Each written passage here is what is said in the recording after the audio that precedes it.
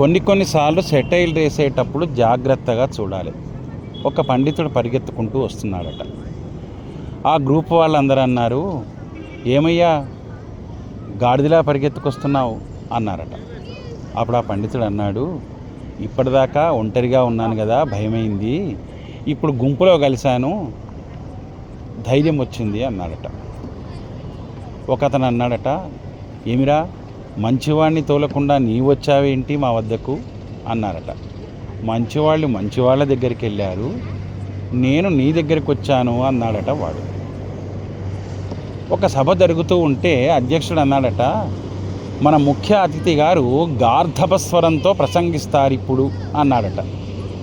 ఆ ముఖ్య అతిథి గారు అన్నారు, ఎంతైనా అధ్యక్షుల వారి శిష్యుణ్ణే కదా అన్నాడు.